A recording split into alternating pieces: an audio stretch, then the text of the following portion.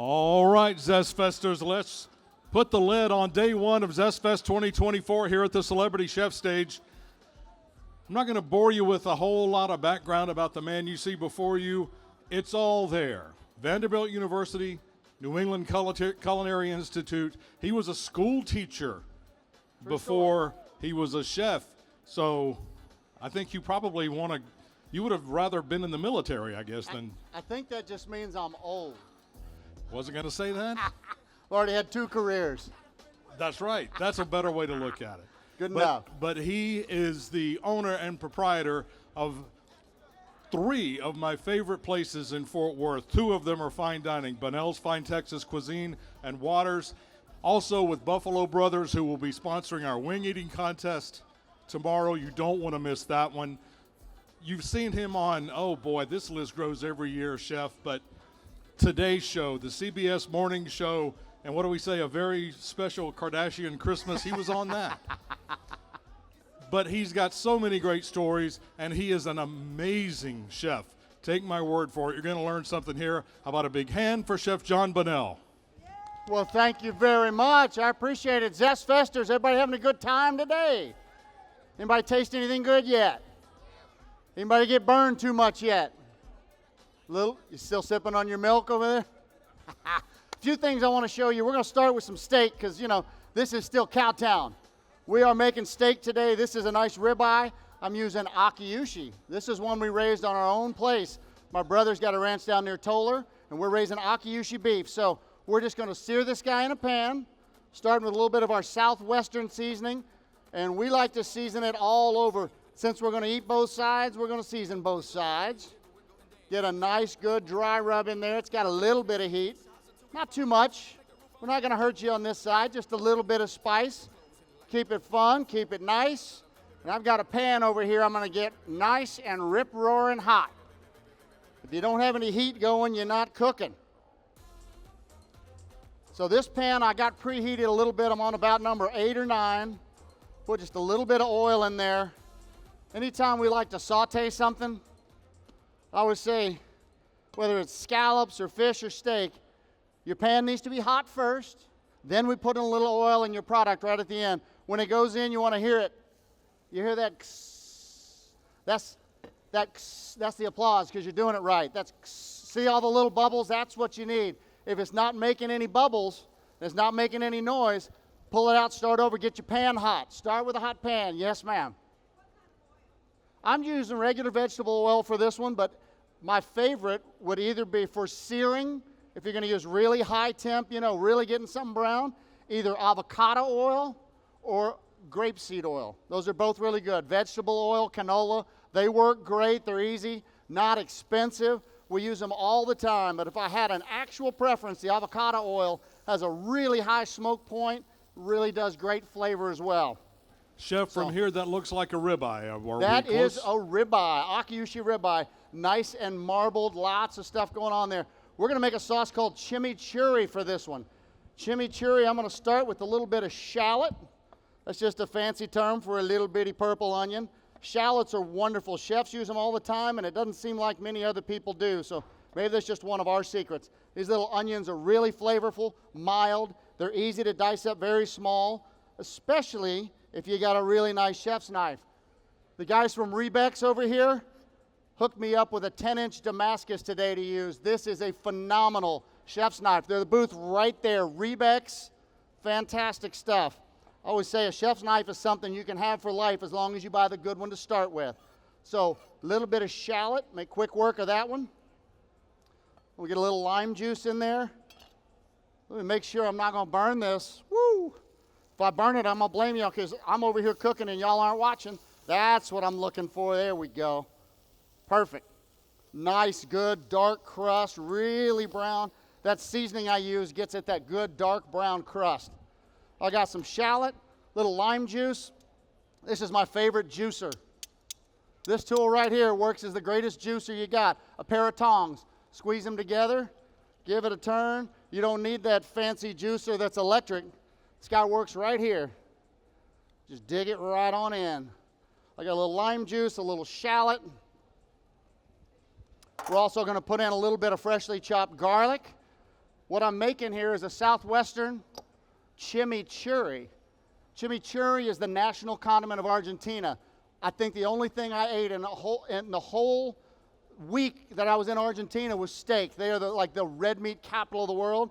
Chimichurri is on every single table as the condiment. These are some serrano peppers. Serrano, named after the great Pedro Serrano from the Cleveland Indians. Serranos are good and hot. It's like you put about 10 jalapenos in this one little guy. They have a great concentration of heat, not as much as like a habanero, but definitely a lot more than your regular jalapenos. I like to use these guys because we're here at Zest Fest trying to make it fun and nice. If y'all want something that's not going to hurt you, doesn't have any spice, they're doing Bland Fest over in South Lake this weekend. You can go see what they're up to. We're going to keep it spicy over here.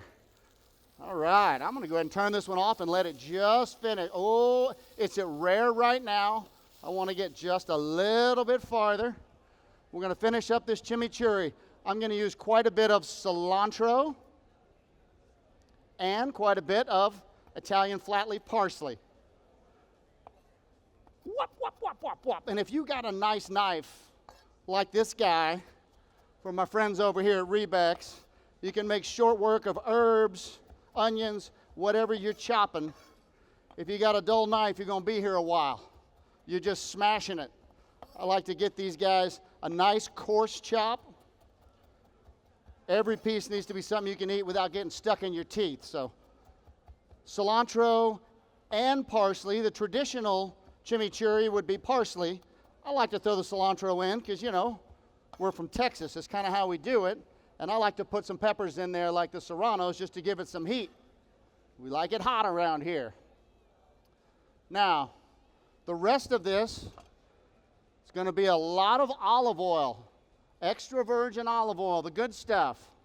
I'm going to season it. We've got some salt, some cumin, some red chili flake, and a little bit of chili powder, and a touch of smoked paprika. And I've also got some red wine vinegar. I'm going to let all those guys marinate together.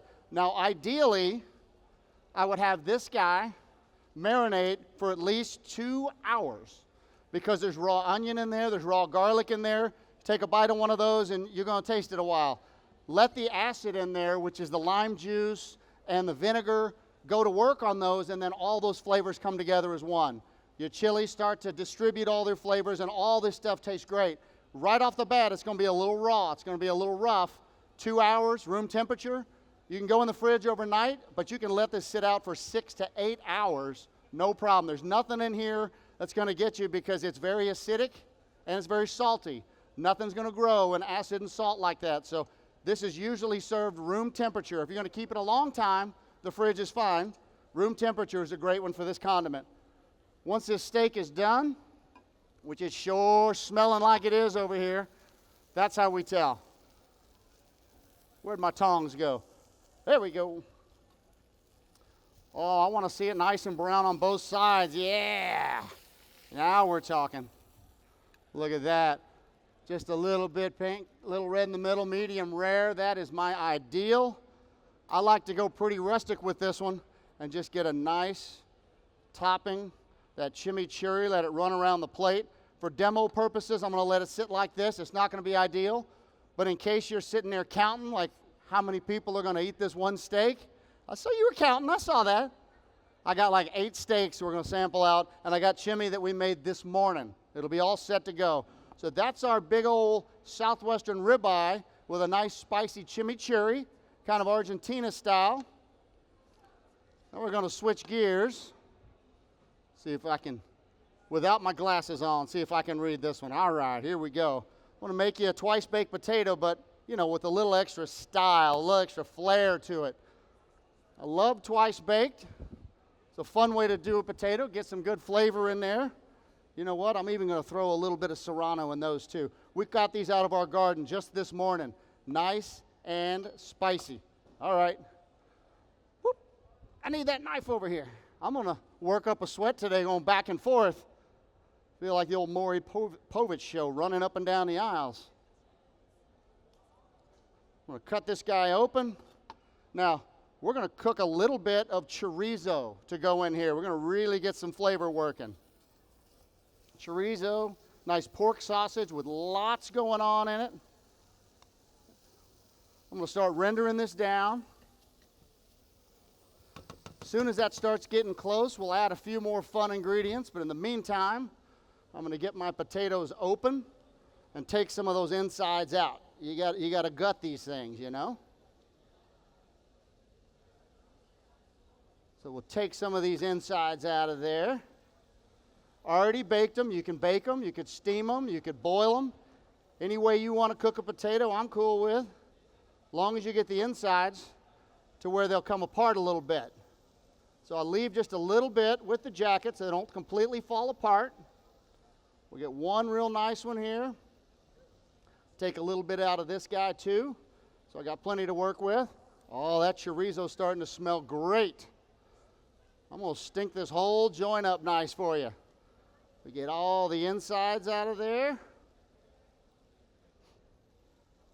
And then usually I like to do these kind of open face. So I've got some potato to work with.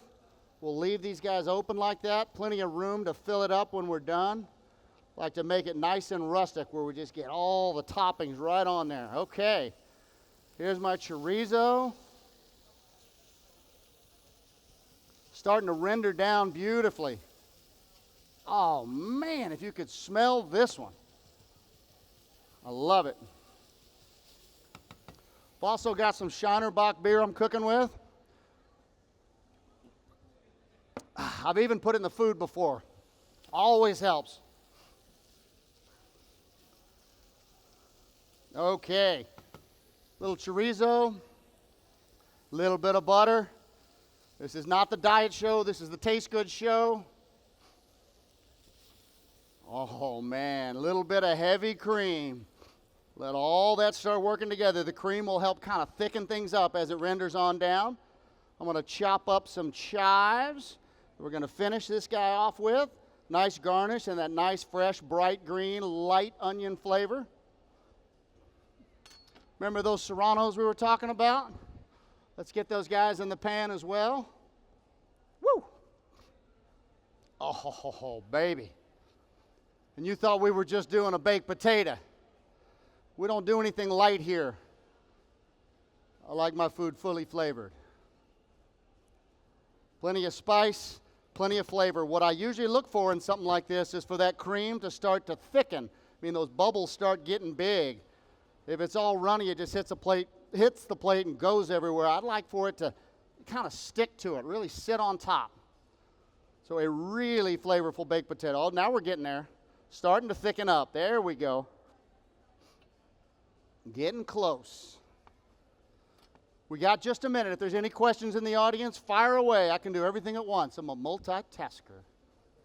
Anybody got a question for Chef John? Just raise your hand. We'll bring the mic over to you. Okay, there we go. I'm going to get that and spoon it right in there. Not just your average twice baked. We're talking about putting that right. Excuse me, what am I doing? Y'all weren't watching me. That's going in here with the potato first. We mash it up and then go on top. I thought somebody was watching for me. All right. There we go. That must be a really potent beer, Chef. Now we're talking. Yeah, that's right. Trust me, it wasn't the beer that did it. It was the one before. And all of his friends. They were ganging up on me. All right. There we go. Look at that. It's not a mistake until you try to charge somebody for it. That's an old saying in the restaurant business. Make all the mistakes you want behind the scenes. Just don't try to go do them on stage in front of people and then pass out a bill. There we go. Now we're talking some flavor. Finish with some chives on top. Now that is a little more fun way to do a baked potato than just throwing it in the oven. One more dish I want to show you that I love doing is ceviche. Ceviche is usually raw fish that's been diced and marinated in lime juice, so it gets cooked with chemistry rather than physics. It gets burned with acid rather than with heat. Now, here's my key to making ceviche right. I'm going to dice up all my vegetables that are going in.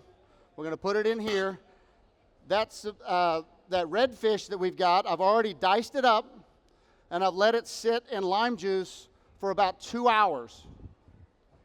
The key is, after it's cooked in that lime juice, you want to drain it out and get rid of that lime juice and add fresh lime juice at the end. If you let it sit there, there's a fishy flavor that stays with it if you just use the lime that it cooked in the whole time. So we'll strain that off. We put a little bit of shallot in here with it. Here I am back on these onions again. I like to have just a little bit of tooth on these so I don't go too small with them.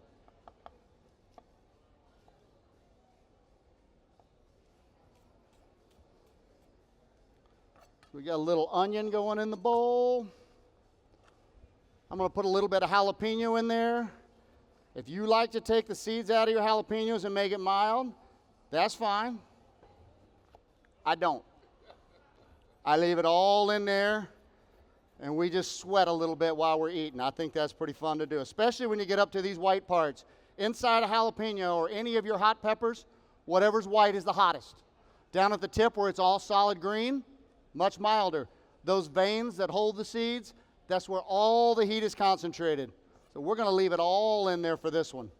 We got redfish, we got jalapeno, we got shallots, and I'm going to go ahead and dice up a Roma tomato as well. We do this one.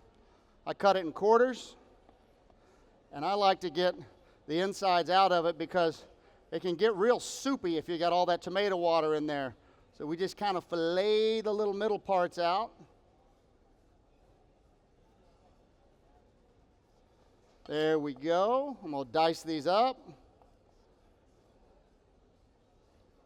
Ooh, yeah. Whoever made ceviche at home? You got some ceviche lovers out there? If you've got good fresh fish, it's one of my favorite things in the world, just celebrating something truly fresh. All going in here. Then I'm going to put a little bit more cilantro. Now, be honest, are there any cilantro haters out there? There should be at least one. I got two. Greg, you're a hater. If you hate cilantro, it's genetic, and it'll be there forever. My wife's a hater. I understand there's support groups. You can call a hotline. There's IHateCilantro.com. There are some people that have a gene that recognizes cilantro as a poison, and they will never, ever learn to like it. You might learn to like broccoli. You might learn to like cauliflower. You will hate cilantro till the day you die. If you want to use something else, that's fine. I love cilantro. We're going to put plenty in here for this ceviche. All right. We got peppers, onions. It's kind of like you're making a good pico de gallo, right?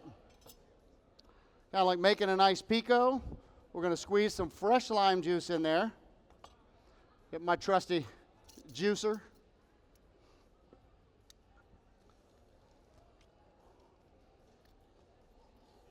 Oh, yeah. Beautiful stuff here.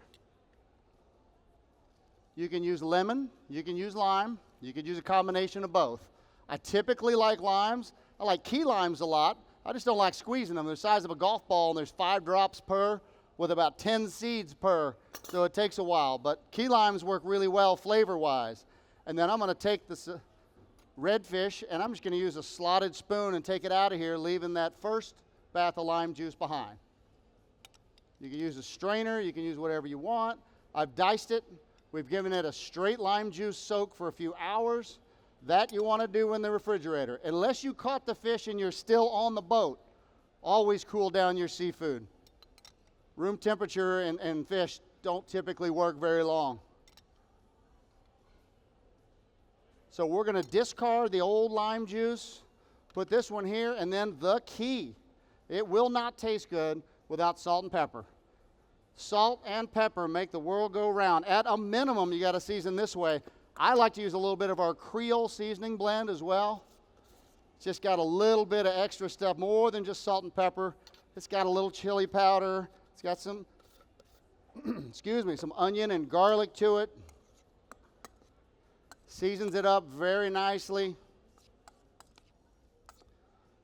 Get those guys right here and make sure you got that good fresh lime juice that's in there. Don't leave it behind. Let it sit there and soak in it too.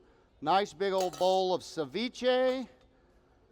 I get a few chips for, oh, they already stole my chips. I put some imaginary corn chips right next to it. Those are for the sampling station, don't worry. I'll bring this one over in just a minute. We've got some ribeye for you, plenty of chimichurri. I've got some ceviche and some corn chips for real over on the sampling station. I'll be here a couple of minutes for questions, and then we're going to start handing it out. Who's hungry? Anybody got a question? We saw the hungry hands go up. Question here, sir. So did I hear you right that you're raising your own beef? Are you selling it online? We are not selling it online, but we're selling it in the restaurants. We call it Bonnell Ranch beef. My brother is crossing Akiushi bulls with Angus cows, and we're doing either 50-50 or 3/4 cross. And we can sell the glory cuts like ribeyes and tenderloins and strips at Bonnell's restaurant or Waters' restaurant, the fancy places. And then we grind the rest for our burger restaurant, John's Grill. So all of our burgers at John's Grill are that really nice grass-fed Akiushi beef also. Trying to figure out how to use the whole cow because I can't figure out how to make one with 8 ribeyes in it or 4 tenderloins in it. We use the glory cuts at the fancy places, make a really nice burger with the rest of it. We have a question back here. She's been very patient. All right, let me get over here to you, ma'am. Here He's you going go. to bring you the talking stick. Yes, ma'am. Have you only cooked on TV once or more than once? I have cooked on TV more than 100 times. It's true. I've been on the Today Show. I've been on Nightline. I've been on the Food Network with Bobby Flay. I've been on Animal Planet. I've done Fox 4 a bunch of times. Trying to remember. Lots of fun, different stuff. At Home Live with Chuck and Jenny. Gosh.